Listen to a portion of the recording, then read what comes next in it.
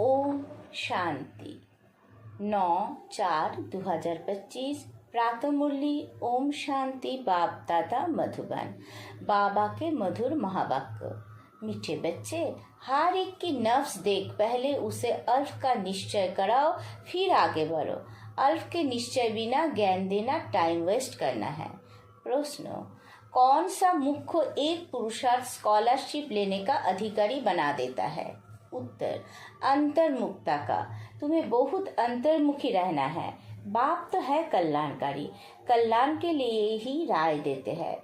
जो अंतर्मुखी जोगी बच्चे हैं वो कभी देह अभिमान में आकर रूसते व लड़ते नहीं। उसकी चलन बड़ी रॉयल शानदार होता है। बहुत थोड़ा बोलते हैं, जग सर्विस में रुचि रखते हैं। वो ज्ञान की ज़्यादा तिक नहीं करते, याद में रहकर सर्विस करते हैं। ओम शांति। अक्सर करके देखा जाता है प्रदर्शनी सर्विस के समाचार भी आते हैं, तो मूल बात जो बाप के पहचान की है उस पर पूरा निश्चय ना बिठाने से बाकी जो कुछ समझाते रहते हैं वो कोई की बुद्धि में बैठना मुश्किल है। भल अच्छा करते हैं परंतु बाप की पहचान नहीं। पहले तो बाप की पहचान हो। बाप के महावाक्य है, मुझे याद करो, मैं ही पतित पावन हूँ। मुझे याद करने से तुम पतित से पावन बन जाएंगे। ये है मुख्य बात। भगवान एक है, वही पतित पावन है। ज्ञान का सागर सुख का सागर है, वही ऊंचते ऊंच है। ये निश्चय हो जाए तो फिर भक्ति मार्ग के जो शास्त्र वेद अथवा गीता भगवान है सब खंडन हो जाए।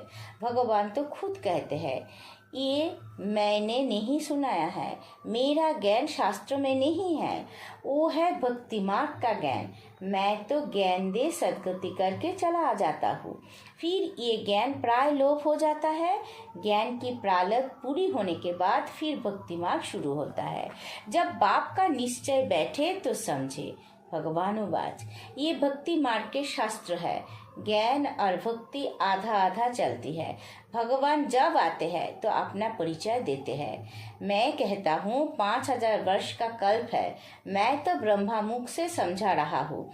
तो पहली मुख्य बात बुद्धि में बिठानी है कि भगवान कौन है। ये बात जब तक बुद्धि में नहीं बैठी है तब तक और कुछ भी समझाने से कुछ असर नहीं होगा। सारी मेहनत ही इस बात में है। बाप आते ही है कवर से जगाने, शास्त्र आदि पढ़ने से तो नहीं जगेंगे। परमात्मा है ज्योति स्वरूप, तो उनके बच्चे भी ज्योति स्वरूप है।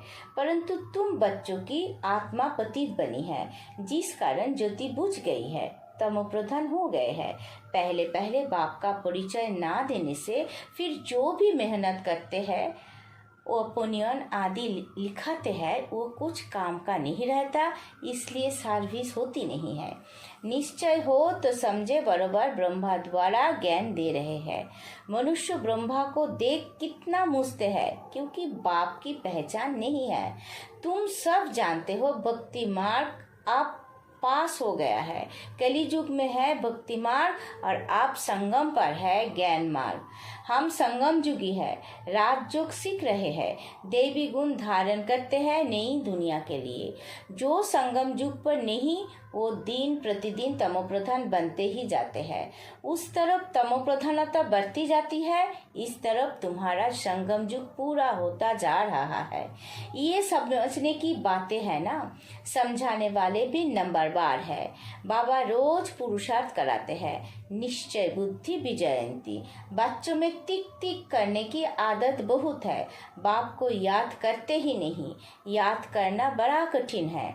बाप को याद करना छोड़ अपनी ही टिक सुनाते रहते हैं। बाप के निश्चय बिगड़ और चित्र तरफ बढ़ना ही नहीं चाहिए।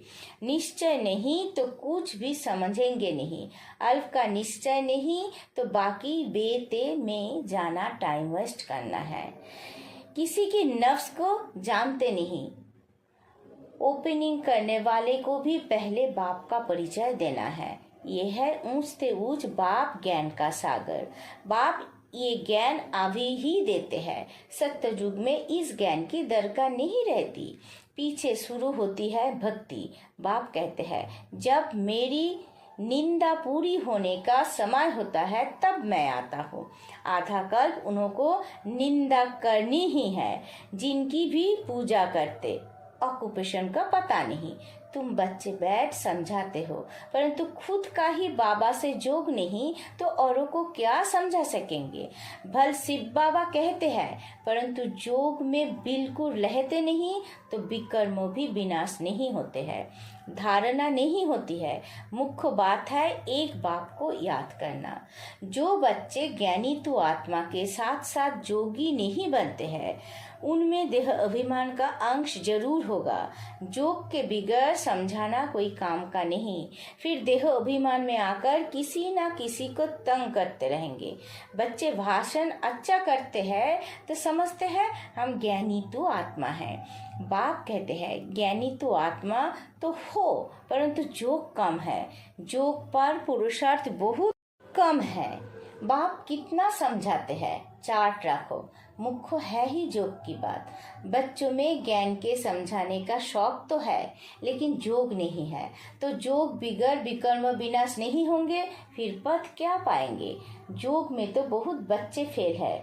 समझते हैं हम 100% है, परंतु बाबा कहते 2% है। बाबा खुद बतलाते हैं, भोजन खाते समय याद में रहता हूँ, फिर भूल जाता हूँ। स्नान करता हूँ तो भी बाबा को याद करता हूँ। भल उनका बच्चा हूँ, फिर भी याद भूल जाती है। समझते हो ये तो नंबर 1 में जाने वाला है। जरूर ज्ञान और जोग ठीक होगा। फिर भी बाबा कहते हैं जोग में बहुत मेहनत है। ट्रायल करके देखो, फिर अनुभव सुनाओ। समझो दर्जी कपड़ा सिलाई करते हैं तो देखना चाहिए बाबा की याद में रहता हूँ। बहुत मीठा माशूक है। उनको जितना याद करेंगे तो हमारे विकर्म विनाश होंगे। हम शतप्रधान बन जाएंगे। आपने को देखे हम कितना समय याद में रहता हूँ। बाबा को रिजल्ट बतानी चाहिए। याद में रहने से ही कल्याण होगा, बाकी जास्ती समझाने से कल्याण नहीं होगा। समझते कुछ नहीं है। अल्फ बिगड़ काम कैसे चलेगा। एक अल्फ का पता नहीं, बाकी तो बिंदी बिंदी हो जाती। अल्फ के साथ बिंदी देने से फायदा होता है। जोग नहीं तो सारा दिन टाइम वेस्ट करते रहते। बाप को तो तरस पड़ता है, ये क्या पद पाएंगे। तकदीर में नहीं है तो बाप भी क्या करे।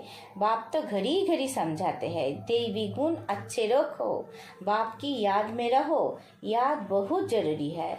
याद से लव होगा तभी श्रीमत पर चल सकेंगे। प्रजा तो ढेर बनती है। तुम यहाँ आए हो भी ये लक्ष्मी नारायण बनने, इसमें मेहनत है। भल स्वर्गों में जाएंगे, परंतु साजाए खाकर फिर पिछाड़ी में आकर पथ पाएंगे थोड़ा सा। बाबा तो सब बच्चों को जानते हैं ना। जो बच्चे जोग में कच्चे हैं वो देह अभिमान में आकर रूसते और लड़ते झगड़ते रहेंगे।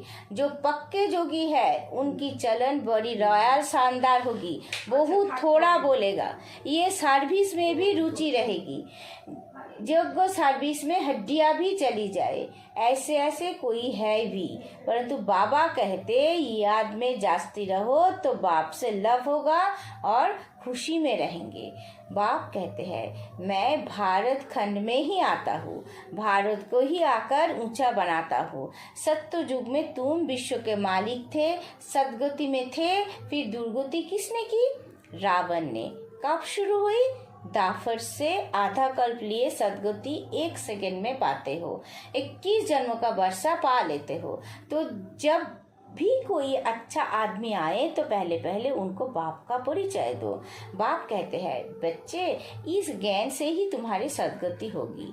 तुम बच्चे जानते हो ये ड्रामा चल रहा है सेकेंड बाय सेकेंड। ये बुद्धि में याद रहे तो भी तुम अच्छी रीति स्थिर रहेंगे। यहाँ बैठे हो तो भी बुद्धि में रहे ये सृष्टि चक्र जू मुहा पे कैसे फिरता रहता है। सेकेंड सेकेंड टिक टिक होती रहती है। ड्रामा अनुसार ही सारा पार्ट बज रहा है। 1 सेकेंड पास हुआ, खत्म। रोल होता जाता है, बहुत आहिस्ते आहिस्ते फिरता है। ये है बेहद का ड्रामा। बूढ़े आदि जो है उनकी बुद्धि में ये बातें बैठ न सके, ज्ञान भी बैठ न सके, जोग भी नहीं, फिर भी बच्चे तो है। हाँ, सर्विस करने वालों का पद ऊंच है, बाकी का कम पद होगा, ये पक्का ख्याल रखो। ये बेहद का ड्रामा है, चक्र फिरता रहता है, जैसे रिकॉर्ड फिरता रहता है ना, हमारी आत्मा में भी ऐसे रिकॉर्ड भरा हुआ है। छोटी आत्मा में इतना सारा पार्ट भरा हुआ है, इनको ही कुदरत कहा जाता है। देखने में तो कुछ भी नहीं आता है, ये समझ की बातें हैं, मोटी बुद्धि वाले समझ ना सके। इनमें हम जो बोलते जाते हैं, टाइम पास होता जाता, फिर 5000 वर्ष बाद रिपोर्ट होगा, ऐसे समझ कोई के पास नहीं। जो महारथी होंगे वो घड़ी घड़ी इन बातों पर ध्यान देकर समझाते रहेंगे। इसलिए बाबा कहते हैं, पहले पहले तो गांठ बांधो बाप के याद की। बाप कहते हैं, मुझे याद करो, आत्मा को अब घर जाना है, देह के सब संबंध छोड़ देने हैं। जितना हो सके बाप को याद करते रहो, ये पुरुषार्थ है गुप्त। बाबा राय देते हैं, परिचय भी बाप का ही दो। याद कम करते हैं तो परिचय भी कम देते हैं। पहले तो बाबा का परिचय बुद्धि में बैठे, बोलो अब लिखो बरोबर, वो हमारा बाप है। देह सहित सब कुछ छोड़ एक बाप को याद करना है। याद से ही तुम तमो प्रधान से सतो प्रधान बनेंगे। मुक्ति धाम, जीवन मुक्ति धाम में तो दुख दर्द होता ही नहीं। दिन प्रतिदिन अच्छी बातें समझाई जाती है, आपस में भी यही बातें करो। लायक भी बनना चाहिए ना, ब्राह्मण होकर और बाप की रूहानी सेवा ना करे तो क्या काम का। पढ़ाई को तो अच्छी रीति धारण करना चाहिए ना। बाबा जानते हैं बहुत है जिनको एक अक्षर भी धारण नहीं होता है, यथार्थ रीति बाप को याद करते नहीं है। राजा रानी का पद पाने में मेहनत है, जो मेहनत करेंगे वही उच्च पद पाएंगे। मेहनत करें तब राजाई में जा सकते। नंबर 1 को ही स्कॉलरशिप मिलती है, ये लक्ष्मी नारायण स्कॉलरशिप लिए हुए है। फिर है नंबर 12, बहुत बड़ा इम्तिहान है ना। स्कॉलरशिप की ही माला बनी हुई है, 8 रत्न है ना, 8 है, फिर है 100, फिर है 16,000। तो कितना पुरुषार्थ करना चाहिए माला में फिरोने लिए। अंतर्मुखी रहने का पुरुषार्थ करने से स्कॉलरशिप लेने के अधिकारी बन जाएंगे। तुम्हें बहुत अंतर्मुखी रहना है। बाप तो है कल्याणकारी, तो कल्याण के लिए ही राय देते हैं। कल्याण तो सारी दुनिया का होना है, परंतु नंबर 12 है। तुम यहाँ बाप के पास पढ़ने के लिए आए हो। तुम्हारे में भी वो स्टूडेंट अच्छे हैं जो पढ़ाई पर ध्यान देते हैं, कोई तो बिल्कुल ध्यान नहीं देते हैं। ऐसे भी बहुत समझते हैं जो भाग्य में होगा। पढ़ाई की एम ही नहीं है तो बच्चों को याद का चार्ट रखना है। हमको आप वापस घर जाना है, ज्ञान तो यहाँ ही छोड़ जाएंगे। ज्ञान का पाठ पूरा हो जाता है। आत्मा इतनी छोटी, उनमें कितना पाठ है, बंदर है ना। ये सारा अविनाशी ड्रामा है। ऐसे ऐसे भी तुम अंतर्मुखी हो, अपने से बातें करते रहो तो तुमको बहुत खुशी हो कि बाप आकर ऐसी बातें सुनाते हैं कि आत्मा कब विनाशी नहीं होगा। ड्रामा में एक एक मनुष्य का एक एक चीज का पाठ मुथा हुआ है।